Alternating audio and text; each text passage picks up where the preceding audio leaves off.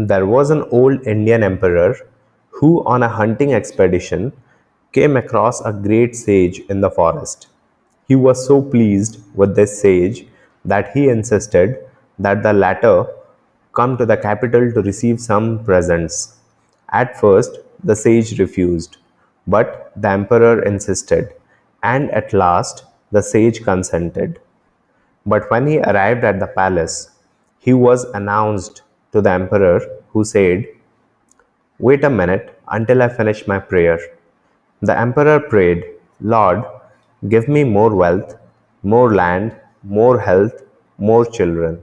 The sage stood up and began to walk out of the room. The emperor said, "You have not received my presents." The sage replied, "I do not beg from beggars. All this time, you have been praying for more land, for more money, for this and that. What can you give me? First, satisfy your own wants." So, love never asks, it always gives. When a young man goes to see his sweetheart, there is no business relationship between them. Theirs is a relationship of love, and love is no beggar. In the same way, we understand that the beginning of real spiritual worship means no begging. We have finished all begging. Lord, give me this and that. Then will religion begin. The second angle of the triangle of love is that love knows no fear.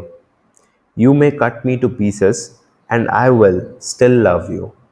Suppose one of your mothers, a weak woman, sees a tiger in the street snatching your child. I know where you will be. You will face the tiger. Another time, a dog appears in the street, and you will fly. But you jump at the mouth of the tiger and snatch your child away. Love knows no fear. It conquers all evil. The fear of God is the beginning of religion, but the love of God is the end of religion. All fear has died out. The third angle of the love triangle is that love is its own end. It can never be the means. The man who says, "I love you for such and such a thing," does not love. Love can never be the means. It must be the perfect end. What is the end and aim of love? To love God, that is all. Why should one love God? There is no why, because it is not the means.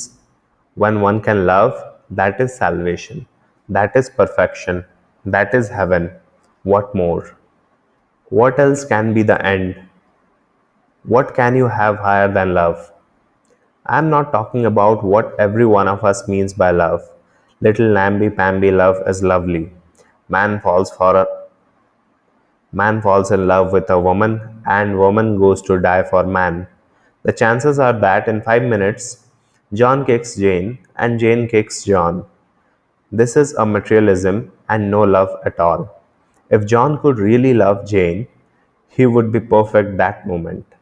His, na- his true nature is love. He is perfect in himself. John will get all the powers of yoga simply by loving Jane. Although he may not know a word about religion, psychology, or theology. I believe that if a man and woman can really love, they can acquire all the powers the yogis claim to have. For love, for love itself is God. That God is omnipresent, and therefore you have that love, whether you know it or not. I saw a boy waiting for a girl the other evening. I thought it is a good experiment to study this boy. He developed clairvoyance and clairaudience through the intensity of his love. 60 or 70 times he never made a mistake, and the girl was 200 miles away. He would say, "She is dressed this way," or "There she goes. I have seen that with my own eyes." This is the question. Is not your husband God, your child God? If you can love your wife, you have all the religion in the world. You have the whole secret of religion and yoga in you. But can you love? This is the question. You say, "I love." Oh, Mary, I die for you. But if you see Mary kissing another man, you want to cut his throat.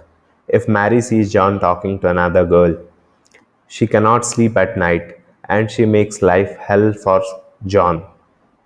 This is not love. This is barter and sale in sex. It is blasphemy to talk of it as love. The world talks day and night of God and religion, so of love. Making a sham of everything, that is what you are doing.